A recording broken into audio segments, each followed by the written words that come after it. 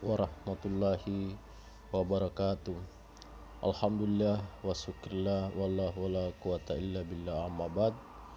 Puji syukur kita panjatkan kepada Allah Subhanahu wa taala oleh karena pada pagi hari ini kita masih diberikan nikmat kesehatan dan juga kesempatan sehingga alhamdulillah pada hari ini kita bisa melanjutkan materi atau perkuliahan kita dengan mata kuliah manajemen strategi.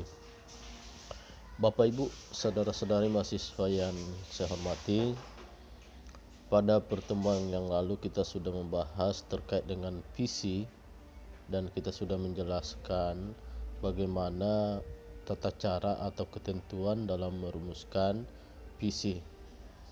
Pada kesempatan hari ini kita akan melanjutkan materi kita itu tentang merumuskan misi. Jadi antara visi dan misi ini perlu untuk kita bedakan. Nah, nanti sebentar akan kita lihat apa sih perbedaan yang mendasar antara visi dengan misi. Bapak Ibu, yang perlu dipahami dulu adalah definisi apa itu misi. Menurut Akdon menjelaskan bahwa misi itu adalah pernyataan mengenai langkah-langkah yang dilakukan. Jadi penekanannya di sini misi itu ada pada langkah-langkah yang dilakukan atau upaya-upaya yang dilakukan untuk mencapai visi. Jadi misi ini adalah turunan daripada visi. Kemudian yang kedua yang perlu diperhatikan oleh mahasiswa adalah bagaimana ketentuan-ketentuan dalam merumuskan misi. Nah, di sini ada 6 hal yang perlu menjadi perhatian. Yang pertama, bahwa pernyataan misi harus menunjukkan secara jelas mengenai apa yang hendak dicapai. Jadi di sini penekanannya itu pada aspek apa yang hendak dicapai. Nah, yang hendak dicapai itu tergambar dalam bahasa visi yang kita istilahkan dengan karakteristik atau ciri daripada visi. Nah, inilah yang akan kita capai. Sebagai contoh, visi program studi magister manajemen itu adalah menjadi barometer pengembangan manajer yang profesional unggul mandiri tahun 2024. Nah, yang akan dicapai kaitannya dengan misi dari visi yang saya bacakan atau sebutkan tadi itu 3 hal. Yang pertama adalah profesional, yang kedua adalah unggul, dan ketiga adalah mandiri. Nah, inilah yang harus kita pahami dalam visi untuk menjelaskan misi. Kemudian yang kedua, rumusan misi selalu dalam bentuk kalimat yang menunjukkan tindakan. Jadi bahasa visi atau kalimat misi yang nanti Bapak Ibu saudara-saudari susun itu harus menunjukkan tindakan dan bukan kalimat yang menunjukkan keadaan. Nah, inilah yang perbedaan yang mendasar, salah satu perbedaan mendasar antara bahasa visi dengan bahasa misi. Jadi bahasa visi itu lebih menunjukkan pada tataran keadaan, bagaimana keadaan organisasi untuk mencapai apa yang menjadi impian atau yang diharapkan. Sedangkan bahasa misi itu lebih menunjukkan tindakan. Nah, sehingga kalimat pada misi itu seperti menyelenggarakan, mewujudkan, mengelola, dan seterusnya. Nah, itu yang kedua. Kemudian yang ketiga yang perlu dipahami oleh mahasiswa adalah bahwa satu indikator. Nah, indikator yang dimaksud di sini adalah ciri khas atau karakteristik visi. Jadi satu karakteristik visi dapat dirumuskan lebih dari satu rumusan misi. Nah, seperti tadi untuk menciptakan manajer yang profesional itu bisa kita pecah atau bisa kita kembangkan menjadi lebih dari satu bahasa misi. Nah, ini. Kemudian yang keempat, rumusan misi harus jelas, singkat, terarah, dan terukur, serta dapat dipergunakan untuk merumuskan tujuan dan program organisasi. Nah, yang perlu menjadi perhatian juga bagi mahasiswa dalam merumuskan misi bahwa kalimat misi yang dibuat itu juga jangan terlalu panjang. Jadi sama dengan visi, dia harus singkat, jelas, supaya mudah diingat, mudah dipahami. Nah, demikian pula dalam bahasa misi, sehingga nanti akan memudahkan kita dalam menyusun tujuan dan sasaran. Nah, itu yang keempat. Kemudian selanjutnya yang kelima, di sini bahwa rumusan misi harus dapat dijabarkan ke dalam bentuk program nyata dan terukur. Jadi misi ini itu tidak boleh terlalu panjang, agar supaya nanti memudahkan kita dalam membuat program-program apa yang perlu kita lakukan dalam mendukung pelaksanaan misi dalam hal mencapai visi. Nah, ini. Kemudian yang terakhir, yang keenam, bahwa misi umumnya dijabarkan secara poin per poin, secara spesifik. Nah, ini juga perbedaan yang mendasar antara visi dengan misi, di mana kalau visi itu dideskripsikan, dijabarkan, tidak dalam bentuk poin per poin. Sedangkan misi itu kebalikannya. Jadi misi itu dijabarkan dalam bentuk poin per poin, seperti 1, 2, 3, dan seterusnya. Nah, ini yang Bapak Ibu mahasiswa perlu pahami, apa sih perbedaan yang mendasar antara visi dan misi. Baik, selanjutnya pada slide Bapak Ibu bisa lihat ada contoh kedua. Ini terkait dengan contoh pernyataan misi. Nah, salah satu yang kita ambil contoh adalah misi dari Universitas Muhammadiyah Makassar. Nah, di sini ada 6 misi yang dirumuskan dalam mencapai visi Universitas Muhammadiyah Makassar. Akan tetapi ke-6 ini kemudian saya tidak jelaskan, silahkan nanti dibaca.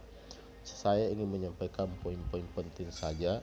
Yang pertama, dalam rumusan misi itu dijelaskan bahwa misi itu menunjukkan tindakan, bukan keadaan, sehingga bahasa atau kalimat misi yang ditulis nanti itu menunjukkan tindakan. Contohnya di sini, menyelenggarakan proses pendidikan dan pengajaran yang berkualitas melalui penggunaan media pembelajaran. Nah, bahasa tindakan ini ditunjukkan dari kata menyelenggarakan. Nah, kemudian yang kedua, menyelenggarakan dan mengembangkan proses pembelajaran yang kreatif, inovatif, efektif, dan menyenangkan. Nah, bahasa tindakan juga ini ada pada bahasa atau kata menyelenggarakan. Nah, jadi intinya bahwa visi ini itu melahirkan 6 misi. Nah, akan tetapi ini bisa dikembangkan tergantung pada kebutuhan masing-masing lembaga atau organisasi. Baik, saya kira demikian penjelasan terkait dengan misi. Selanjutnya dari misi diturunkan lagi menjadi tujuan. Ya, jadi visi, misi, tujuan. Nah, baik, hari ini akan kita bahas juga terkait dengan bagaimana caranya merumuskan tujuan. Jadi ada juga ketentuan-ketentuan atau kriteria-kriteria yang harus diperhatikan oleh seorang mahasiswa dalam merumuskan tujuan. Nah, kriterianya apa? Mari kita lihat pada slide berikut. Nah, yang pertama yang perlu dipahami dulu oleh seorang mahasiswa adalah apa sih itu sebenarnya tujuan, untuk membedakan visi misi. Nah, tujuan di sini adalah pernyataan-pernyataan tentang hal-hal yang perlu dilakukan Jadi penekanannya di sini adalah hal-hal yang perlu dilakukan untuk mencapai visi, melaksanakan misi, dan menangani isu-isu strategis yang dihadapi. Nah, itu definisi tentang tujuan. Nah, walaupun di beberapa mungkin literatur yang ada bahwa tujuan itu biasanya kan dijabarkan dalam 3 fase. Ada namanya tujuan jangka pendek, tujuan jangka menengah, dan tujuan jangka panjang. Nah, selanjutnya urgensi tujuan. Apa sih pentingnya tujuan? Nah, di sini ada 4 hal yang menjadi urgensi tujuan. Yang pertama adalah bahwa tujuan itu bisa membantu suatu organisasi atau seorang leader dalam mendefinisikan organisasi dan lingkungannya. Artinya apa? Bahwa dengan adanya tujuan yang kita susun, maka kita bisa melihat atau mengetahui apa sih kekuatan yang dimiliki oleh suatu lembaga atau suatu organisasi melalui pendekatan SWOT analisis atau analisis SWOT. Kemudian yang kedua, tujuan itu akan membantu mengkoordinasikan keputusan dalam mengkoordinasikan keputusan dan pengambilan keputusan. Artinya bahwa seorang leader, decision maker dalam suatu organisasi, apabila lembaga itu memiliki tujuan, maka dia akan dapat mudah dalam mengambil keputusan. Kenapa? Karena sudah ada item-item tujuan yang ingin dicapai, jadi tinggal menyesuaikan saja. Kemudian yang ketiga, tujuan menyediakan norma untuk menilai pelaksanaan prestasi organisasi. Jadi dengan adanya tujuan-tujuan target-target tujuan yang dicapai, itu akan memudahkan nanti dalam proses controlling atau evaluation atau evaluasi, atau dalam bahasa butuh namanya monitoring dan evaluasi, atau mungkin yang lebih familiar di organisasi adalah penilaian prestasi kerja. Kemudian yang keempat, urgensi tujuan, bahwa tujuan merupakan sasaran-sasaran yang lebih nyata daripada pernyataan visi dan misi. Jadi tujuan ini itu lebih operasional daripada visi dan misi. Olehnya itu dalam visi itu masih bersifat luas, kemudian dijabarkan dalam item-item misi, kemudian item-item misi ini lagi dijabarkan dalam item-item tujuan, sehingga dia lebih operasional. Nah, saya kira ini ada beberapa hal yang perlu nanti mahasiswa perhatikan dalam merumuskan tujuan. Di sini ada 6. Yang pertama, bahwa kata tujuan itu dimulai dengan kata kerja. Ya. Kemudian kedua, tujuan harus mencerminkan dan sesuai dengan visi misi.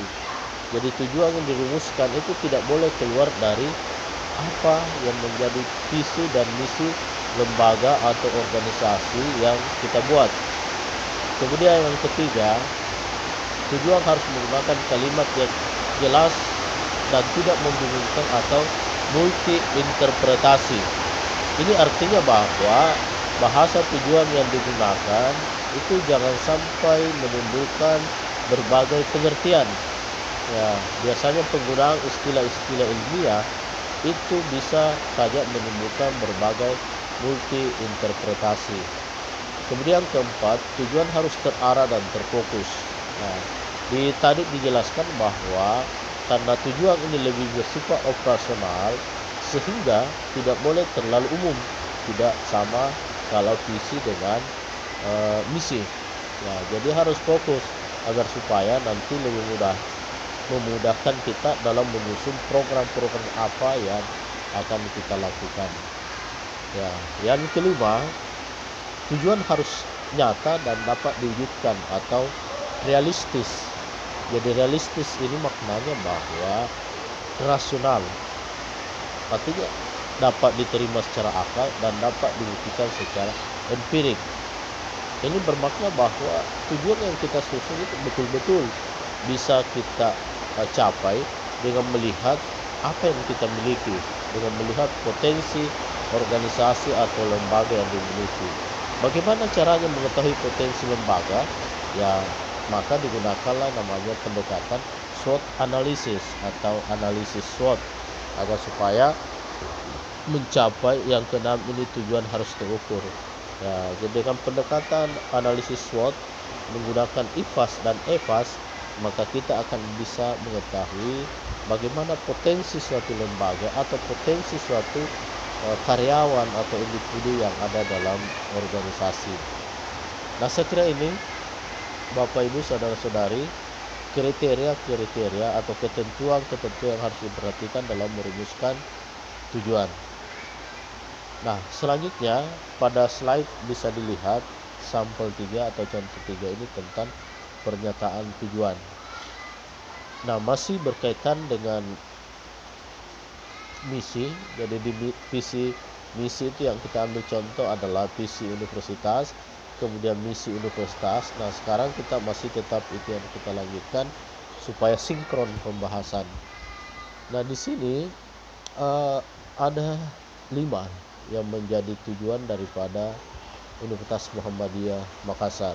Nah, salah satunya adalah menghasilkan lulusan yang berakhlak mulia, ya, cakap, profesional, bertanggung jawab, dan mandiri. Kemudian kedua, meningkatkan mutu proses dan hasil pembelajaran yang bermuara pada kualitas lulusan. Nah, inilah tujuan-tujuan yang ingin dicapai sehingga nanti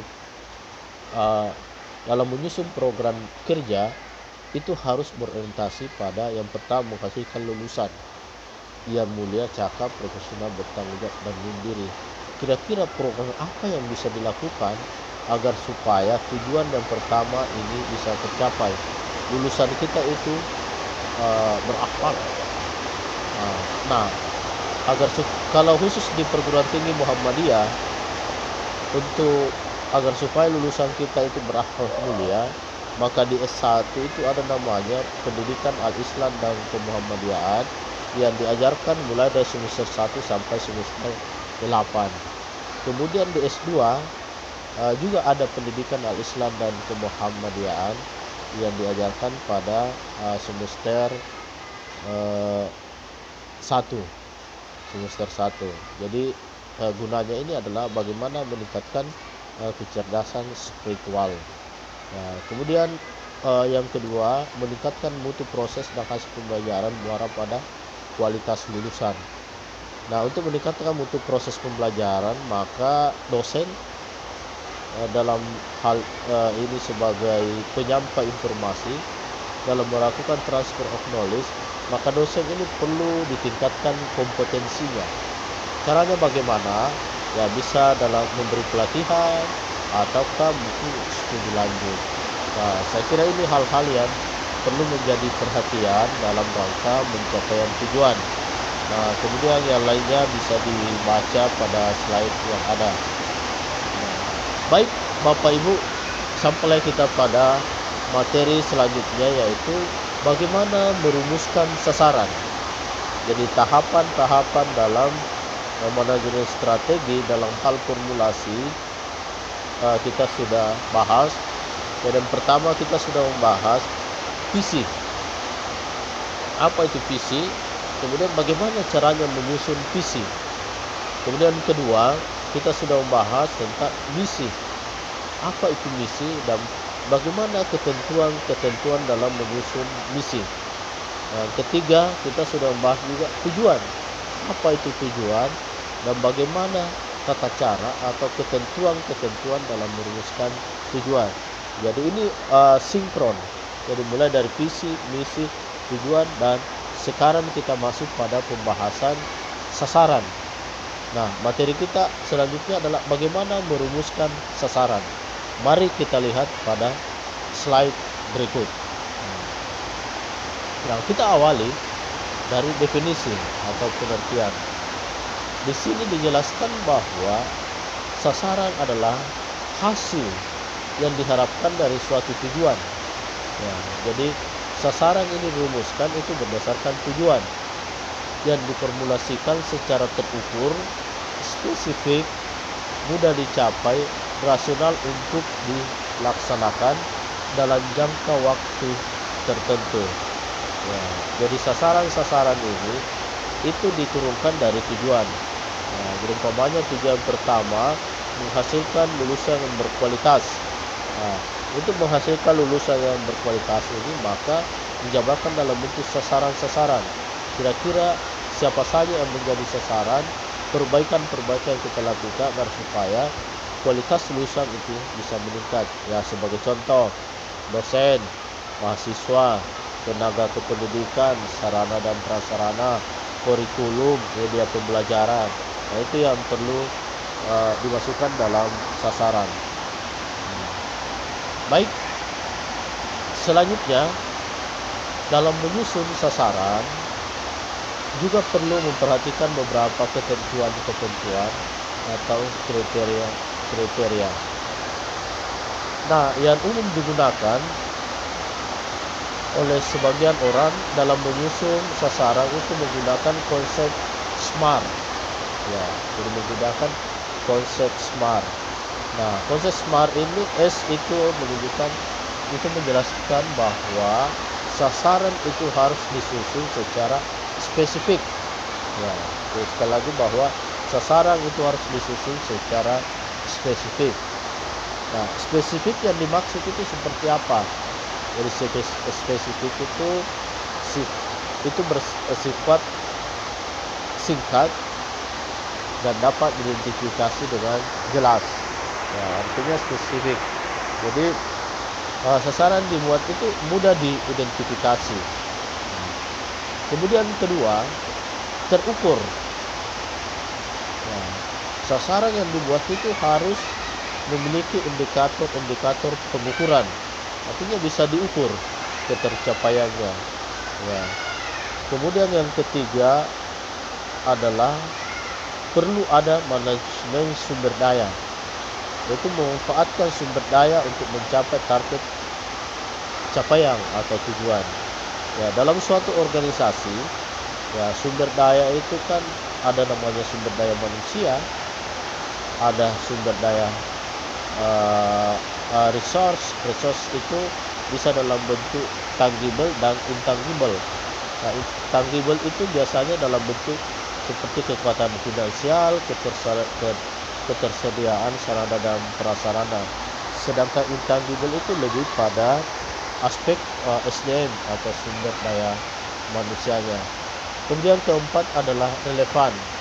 Ya, jadi relevan ini bahwa sasaran dirumuskan itu mencerminkan relevansi antara target sasaran dengan tujuan. Ya, jadi harus relevan antara sasaran yang dibuat dengan tujuan yang ingin dicapai. Nah, kemudian terakhir dari konsep SMART ini bahwa sasaran itu harus punya limit waktu. Nah, limit waktu itu artinya harus ada target waktu pencapaian. Kapan sasaran itu bisa dicapai? Makanya sebaiknya nanti ada namanya tabel baseline. Ya, baseline terkait dengan pencapaian tujuan-tujuan yang ingin dicapai. Nah, saya kira ini Bapak Ibu, saudara-saudari yang perlu Anda perhatikan dalam menyusun sasaran dan menggunakan konsep SMART. Kemudian selanjutnya bidang sasaran pengembangan. Nah, bidang sasaran pengembangan dalam menyusun sasaran ini perlu memperhatikan beberapa bidang sasaran pengembangan. Kalau contoh kita ingin membuat berdasarkan tujuan ada, kita ingin sasaran kita adalah bidang organisasi dan kelembagaan. Nah, kira-kira apa program apa yang kita lakukan untuk meningkatkan bidang organisasi dan kelembagaan? Ya, contohnya mungkin perlu ada pelatihan-pelatihan yang kita berikan kepada karyawan atau pegawai agar supaya bisa lebih meningkatkan kinerjanya. Nah, kemudian yang selanjutnya umpamanya bidang akademik. Kalau di perguruan tinggi, nah, bidang akademik yang kita lakukan itu apa saja? Nah, seperti tadi peningkatan IPK mahasiswa. Nah, bagaimana program yang kita lakukan agar supaya IPK mahasiswa itu bisa meningkat? Ya, salah satunya mungkin kita perlu menciptakan inovasi-inovasi pembelajaran yang bisa mahasiswa itu lebih interaktif, atau mungkin bisa kita memberikan semacam pelatihan kepada mahasiswa dalam hal umpamanya bahasa, ya, jadi bahasa, seperti kursus bahasa Inggris. Kita lakukan selama ini tuh masih sebatas pada tes TOEFL. Jadi semua mahasiswa nanti yang mau ujian tutup itu wajib menunjukkan hasil tes TOEFL atau hasil tes bahasa Inggris. Nah, saya kira ini Bapak Ibu yang saya hormati, materi kita terkait dengan tujuan, misi, terkait dengan visi, misi, tujuan, dan sasaran. Dan insya Allah akan kita lanjutkan lagi pada pertemuan yang akan datang. Kemudian Bapak Ibu, perlu saya sampaikan bahwa ada tugas yang harus diselesaikan. Silahkan nanti mahasiswa masuk di sekolah dengan menggunakan akun masing-masing. Kemudian mahasiswa masuk di menu tugas. Nah, di menu tugas di situ akan kelihatan apa tugas yang Bapak Ibu harus kerjakan. Nah, setelah itu, setelah melihat deskripsi atau petunjuk tugas, selanjutnya mahasiswa masuk ke menu dokumen untuk mendownload tugas yang saya berikan. Ingat dibaca dengan baik, ada batas waktu pengumpulan tugas. Sehingga kalau batas waktu pengumpulan tugas itu sudah berakhir, maka tugas tidak bisa lagi terkirim. Kemudian yang kedua, bahwa ada juga batas waktu mendownload tugas. Ya, jadi jangan menunggu bahwa nanti dan seterusnya. Karena saya sudah membuat batasan waktu kapan download tugas itu terakhir di download. Semuanya nanti dibaca di deskripsi tugas. Saya kira demikian Bapak Ibu saudara-saudari. Selamat bekerja, selamat belajar, dan tetap jaga kondisi. Mari kita saling mendoakan agar supaya kita dan keluarga kita dan masyarakat Indonesia pada umumnya semua selamat dari wabah atau virus corona yang sedang melanda negara kita. Dan mari kita senantiasa berdoa kepada Allah Subhanahu wa taala agar supaya wabah ini bisa cepat berlalu. Terima kasih, sampai jumpa lagi pada pertemuan berikutnya, dan selamat bekerja. Billahi fisabil haq fastabiqul khairat. Assalamualaikum warahmatullahi wabarakatuh.